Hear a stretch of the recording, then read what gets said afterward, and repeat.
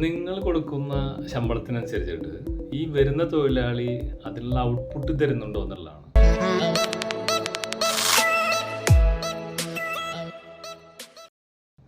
അപ്പോൾ മിക്കവാറും അതിൻ്റെ ഓണേഴ്സിന് അതിനെക്കുറിച്ച് വലിയ ധാരണ ഉണ്ടായിരിക്കില്ല.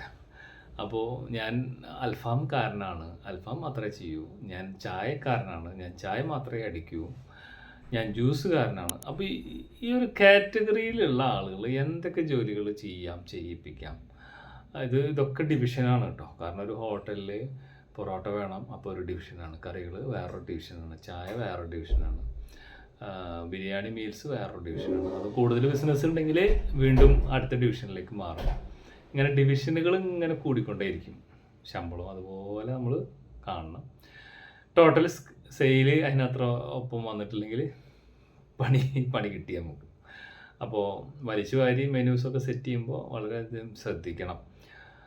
അപ്പോൾ ഈ വരുന്ന തൊഴിലാളി അവൻ കൃത്യമായിട്ട് ജോലി ചെയ്യുന്നുണ്ടോ, നമ്മൾ കൊടുക്കുന്ന ശമ്പളത്തിനുള്ള ഔട്ട്പുട്ട് തരുന്നുണ്ടോ? കാരണം ഞാൻ പല കുഴിമന്തി കടകളിലും കണ്ടിട്ടുള്ളൊരു അവസ്ഥയാണ്. 1300, 500, 700, 1700 രൂപയെ അവൻ്റെ അസിസ്റ്റൻറ്റിന് 600 മുതൽ 800 രൂപയും കൊടുത്തിട്ട് അവിടെ ആകെ ചിലപ്പോൾ വെക്കുന്നുണ്ടാവും 15 കിലോ മന്തി, 25 കിലോ മന്തിയൊക്കെയാണ് മാക്സിമം.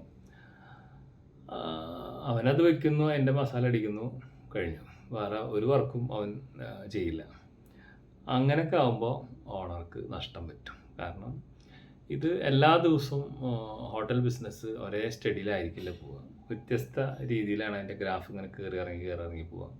അപ്പോൾ അത് സ്ഥിരമായിട്ട് ഒരേ ഗ്രാഫിൽ തന്നെ പിടിക്കണമെങ്കിൽ ഈ ഉള്ള സ്റ്റാഫിനെ ഒന്നെങ്കിൽ നമ്മൾ 2-3 മൾട്ടിപ്പിൾ ഐറ്റം പരിശീലിപ്പിച്ച് വെക്കണം. കാരണം അങ്ങനെ പണി പഠിച്ചവരും കിട്ടാൻ നമുക്ക് ബുദ്ധിമുട്ടാണ്. ഇപ്പോൾ മന്തി ചെയ്യുന്ന ആൾ അൽഫാം ചെയ്യില്ല, അൽഫാം ചെയ്യുന്ന ആൾ ബിരിയാണി വയ്ക്കില്ല, ബിരിയാണി വയ്ക്കുന്ന ആൾ ചായ അടിക്കാൻ നിൽക്കില്ല, അതറിയുന്നവന് ജ്യൂസ്. അപ്പോൾ ഇതൊക്കെ പരിശീലിപ്പിച്ചിട്ട് ഞാനും ആളുകളെ സപ്ലൈ ചെയ്യുന്ന ആളാണ്. കാരണം എനിക്ക് പഠിപ്പിക്കാനുള്ള അതിനുള്ള ഒരു സെൻറ്റർ ഉണ്ട്. അപ്പോൾ ഇങ്ങനെയുള്ള ആളുകളെ നിങ്ങൾ വയ്ക്കുമ്പോൾ നിങ്ങളുടെ അറിവില്ലായ്മ വലിയ നഷ്ടമാണ് ഉണ്ടാക്കുക. കാരണം അതിനെക്കുറിച്ച് നിങ്ങൾക്ക് കൃത്യമായിട്ട് അറിയുകയും ഈ ആൾ ഈ ചെയ്തുകൊണ്ടിരിക്കുന്ന രീതി കറക്റ്റാണോ. കാരണം കട്ടിങ് മെഷീൻ ഉണ്ടായാലും സവോള കൈകൊണ്ട് കട്ട് ചെയ്യുന്ന ആളുകളുണ്ട്. സവോള കൈകൊണ്ട് കട്ട് ചെയ്യുന്നതിൻ്റെ ചില ആവശ്യകതകളുണ്ട്. അവിടെ അല്ലാതെ വേറെ നമ്മൾ കട്ടിങ് മെഷീനിൽ പോയാൽ മതി.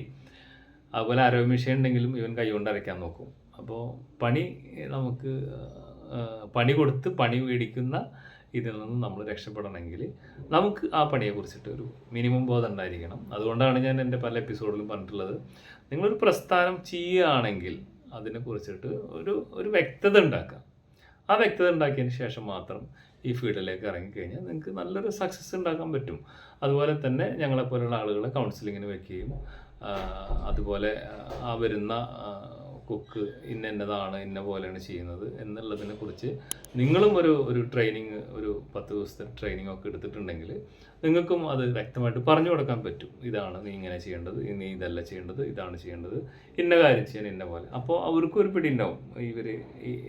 നമ്മൾ ഓണർക്ക് അത്യാവശ്യം വിവരമുണ്ട്. ഇല്ലെങ്കിൽ നിങ്ങൾ കൊള്ളയടിക്കപ്പെടാനുള്ള സാധ്യത വളരെ കൂടുതലാണ്. അതുപോലെ തന്നെ ഇൻഡസ്ട്രീനെ സംബന്ധിച്ച് പ്രത്യേകിച്ച് ഇന്ത്യയിൽ റൂൾസ് ആൻഡ് റെഗുലേഷൻസ് കുറവെന്ന് വെച്ച് കഴിഞ്ഞാൽ ഇവിടെ നാഥനില്ല കളരി പോലെയാണ് പല കാര്യങ്ങളും, കുത്തഴിഞ്ഞിട്ടാണ് കിടക്കുന്നത്. അപ്പോൾ ഇതിനിടയ്ക്ക് ഒരു ബിസിനസ് പെർഫെക്റ്റായിട്ട് ചെയ്ത് അത് പോകണമെങ്കിൽ മറ്റുള്ള അനുഭവത്തിൽ നിന്ന് നമ്മൾ കാര്യങ്ങൾ പഠിച്ച് നമ്മൾ അനുഭവത്തിലേക്ക് കൂട്ടിച്ചേർത്ത് നമ്മൾ അതിനെക്കുറിച്ച് അവെയറായി കഴിഞ്ഞാൽ നമുക്കൊരു ഗ്രേറ്റ് സക്സസ് ഉണ്ടാക്കിയെടുക്കാൻ സാധിക്കും. അപ്പോൾ കിട്ടുന്ന സ്റ്റാഫ് കൃത്യമായിട്ടാണോ ആ ജോലികൾ ചെയ്യുന്നത്, അല്ല അവൻ്റെ ആ ഡിവിഷനിൽ അവൻ അറിയില്ല എന്ന് പറഞ്ഞ് നിൽക്കുകയാണെങ്കിൽ നിങ്ങൾക്ക് ബാർഗൈൻ ചെയ്യാം. കാരണം കുറച്ച് പൊറോട്ട, കുറച്ച് പുട്ട്, അത് ഇതൊക്കെ ഉണ്ടാക്കാൻ പറ്റുന്ന ഒരു സാഹചര്യം ഉണ്ടായിരിക്കും. പക്ഷെ അവനൊന്നും ചെയ്യില്ല. അപ്പോൾ നിങ്ങൾക്ക് ഓട്ടോമാറ്റിക്കലി നഷ്ടം വരും. അപ്പോൾ ഒരു പൊറോട്ടക്കാരൻ എന്ന് പറഞ്ഞു കഴിഞ്ഞാൽ പൊറോട്ട, ദോശ, ചപ്പാത്തി, അപ്പം, പുട്ട്, ഇങ്ങനത്തെ പല സാധനങ്ങളും ഒരു കോംബോ പോലെ ചെയ്യാൻ പറ്റും. പക്ഷെ പലരും എന്ത് ചെയ്യില്ല, ആ പണി കൊണ്ട് എടുക്കണ്ടേ എന്നുള്ള ഉദ്ദേശത്തിൽ മിണ്ടാതിരിക്കും. അപ്പോൾ നമ്മൾ ഹോട്ടൽ ഓണർക്ക് പണി കിട്ടും. അപ്പോൾ ഇതൊക്കെ വിശകലനം ചെയ്തിട്ട് വേണം ശമ്പളം പറയാൻ. പക്ഷേ അത് പലപ്പോഴും ഈ ഓണേഴ്സിന് അറിയില്ല. അപ്പോൾ അവൻ പറയുന്ന ശമ്പളം കൊടുക്കും. അവൻ നോക്കുമ്പോൾ കച്ചവടം കുറവാണ്, അവനെപ്പോഴും ഫ്രീ ആയിരിക്കും. അപ്പോൾ നമുക്ക് നഷ്ടം പറ്റും. അപ്പോൾ പല ചെറുകിട ഹോട്ടലുകളും പൊട്ടുന്നതിൻ്റെ പ്രധാനപ്പെട്ട ഇതെന്ന് വെച്ച് കഴിഞ്ഞാൽ ചിലവ് ചുരുക്കിയിട്ട് ബിസിനസ്സിനെ കൺട്രോൾ ചെയ്യാത്തത് കൊണ്ടാണ്. അപ്പോൾ ആ കാര്യം മനസ്സിലാക്കിയിട്ട് പഠിച്ച് നമ്മൾ ചെയ്തു കഴിഞ്ഞാൽ നമുക്ക് ചിലവ് ചുരുക്കിയിട്ട് നല്ല ബെസ്റ്റായിട്ട് ഹോട്ടലിനെ കൊണ്ടുപോകാൻ പറ്റും. പിന്നെ വന്ന അയാൾ പണിയെടുക്കാൻ തയ്യാറാണെങ്കിൽ നമുക്ക് മൾട്ടിപ്പിൾ വർക്കുകൾ ചെയ്യിപ്പിക്കുകയും ചെയ്യാം. ശമ്പളം കൂട്ടി കൊടുക്കുക. കാരണം നമ്മൾ 3 ആളെ കൊണ്ടു നടക്കുന്നതിന് ഒരു 1.5 ആളുടെ ശമ്പളം കൊടുത്താൽ അവനും സാറ്റിസ്ഫൈഡ് ആണ്. അവനും പൈസയ്ക്ക് വേണ്ടിയിട്ടാണ് നിങ്ങളുടെ അടുത്ത് വന്നിട്ടുള്ളത്. അതിനനുസരിച്ച് ശമ്പളം നമ്മൾ ഓഫർ ചെയ്യുക. അതിനനുസരിച്ചിട്ടുള്ള വർക്ക് ലോഡും കൊടുത്താൽ നിങ്ങൾക്ക് ആളെ കുറച്ചുകൊണ്ട് നല്ലൊരു ബിസിനസ് എടുക്കാനും നല്ലൊരു സക്സസ് ഉണ്ടാക്കാനും സാധിക്കും. അപ്പോൾ ഇന്നത്തെ എപ്പിസോഡ് നമ്മളിവിടെ ക്ലോസ് ചെയ്യാണ്. എന്തെങ്കിലും സംശയങ്ങളോ നിർദ്ദേശങ്ങളോ ഒക്കെ ഉണ്ടെങ്കിൽ കമൻറ്റ് ബോക്സിൽ വരിക. കമൻറ്റിലൂടെ ചോദിക്കുക, ഞാൻ മറുപടി തരും. കൂടാതെ തന്നെ നമ്മളെ സബ്സ്ക്രൈബ് ചെയ്യാത്തവരുണ്ടെങ്കിൽ സബ്സ്ക്രൈബ് ചെയ്യണം. പ്ലസ് ബെൽ ബട്ടൺ അടിച്ചു വെച്ചാൽ നിങ്ങൾക്ക് നമ്മൾ പുതിയ അപ്ഡേഷൻസ് ഒക്കെ വരുമ്പോൾ അതൊപ്പം കിട്ടിക്കൊണ്ടിരിക്കും. നല്ല അറിവുകൾ മിസ്സാവാനുള്ള സാധ്യതയുണ്ട്. അതുകൊണ്ട് ഇതെപ്പോഴും ചെയ്താൽ തീർച്ചയായിട്ടും നിങ്ങൾക്കത് നിങ്ങളുടെ പുതിയ ഈ ഹോട്ടൽ ഇൻഡസ്ട്രിയിലേക്ക് വരുന്നവരാണെങ്കിലും ചെയ്യുന്നവരാണെങ്കിലും ഉപകാരപ്പെടും. Thank you for your watching.